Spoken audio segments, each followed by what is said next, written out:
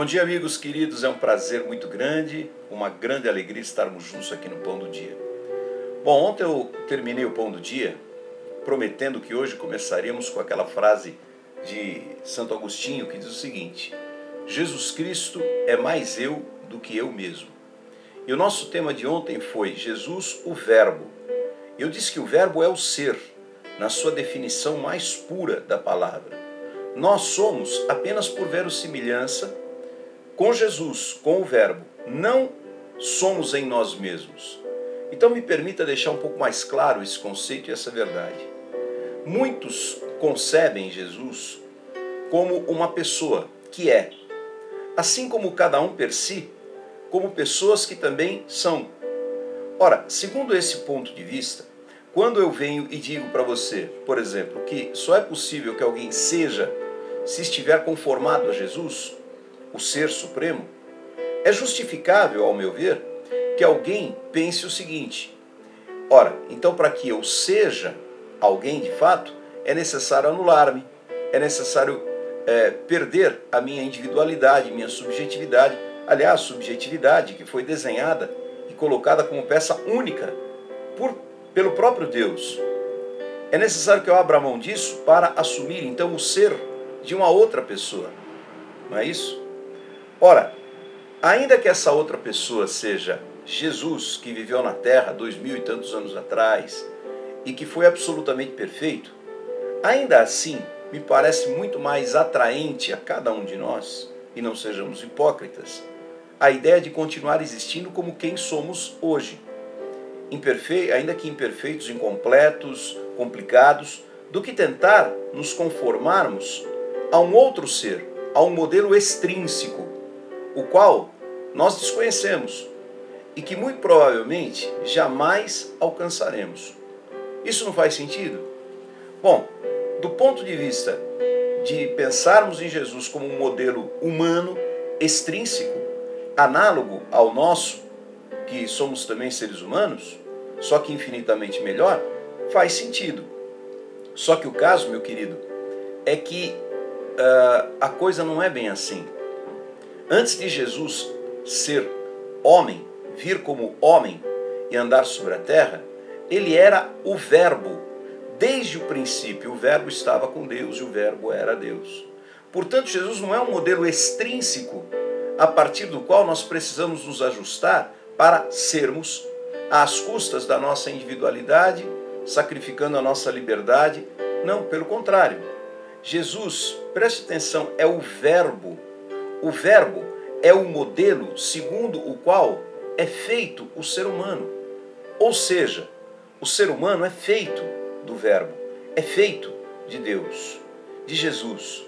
Logo, ele será tanto mais perfeitamente um ser humano, quanto mais ele se assemelhar ao Verbo do qual ele é feito.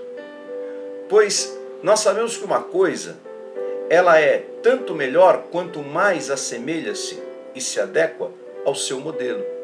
Então, perceba aqui uma coisa: o ser para nós, que somos humanos, não é uma condição intrínseca, como é para Deus. Ou seja, Deus é aquele que é em si mesmo. Nós não somos em nós mesmos.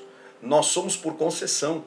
Nós só podemos ser em Deus, pois fora de Deus, nada há, nada é, nada existe. E apenas quando nos conformamos com Ele, vamos tomando a forma de um verdadeiro ser. É sobre isso que Paulo fala em Atos 17, 28, quando diz que nele vivemos, nos movemos e existimos. Então, quanto mais o homem se assemelha ao modelo pelo qual foi projetado e criado, tanto mais ele passa a ser, na mais pura definição dessa palavra, desse verbo. Pois ser, meus queridos, é uma condição intrínseca do modelo, do verbo, e não de nós, dos homens. Nós somos unicamente pelo fato de que fomos feitos à imagem desse modelo. E só por isso é que nós somos. É claro que a partir do verbo, cada um de nós foi se desenvolvendo e foram sendo construídas nas nossas vidas coisas e coisas. Mas não é disso que eu estou falando aqui.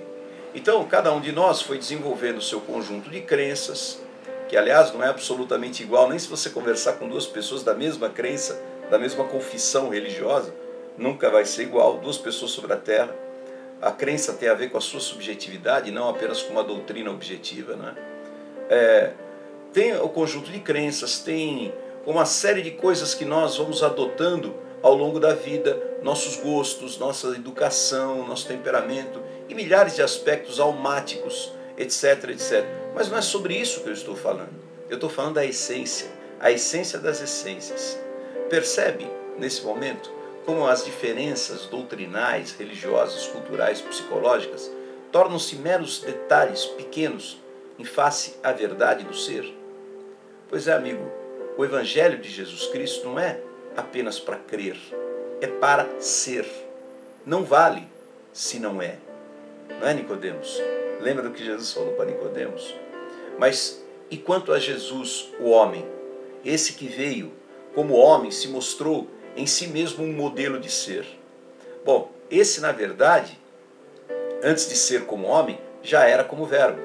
E veio como homem porque para nós, pessoas, é muito difícil, ainda que o verbo seja a nossa quinta essência, que esteja lá no fundo de nós, de cada um de nós, é muito difícil nós identificarmos esse ser. Então Jesus vem como um análogo nosso, para expressar o ser que já era, para que nós possamos olhar para ele, tanto dentro de nós, como na pessoa de Jesus, tanto faz, é a mesma coisa, para podermos ser de verdade. De modo que aqui é que faz sentido a frase de Santo Agostinho, que Jesus Cristo é mais eu do que eu mesmo. Pois se cada um de nós vasculharmos a própria alma, escavando camada por camada e procurarmos até chegarmos lá na nossa quinta essência, nós não vamos encontrar lá dentro o Sérgio, o Luiz, a Maria, o Antônio, a Ana, o Marcos. Nós vamos encontrar lá dentro, cada um de nós, o Verbo, aquele de quem somos feitos. Portanto, isso é que é ser. Seja por interioridade em conformação com o Verbo, ou porque olhamos para a arquetipia em Jesus Cristo, daquilo que é. Jesus é o modelo do que é ser. Meu querido, sejamos. Um bom dia para você e que Deus te abençoe, em nome de Jesus.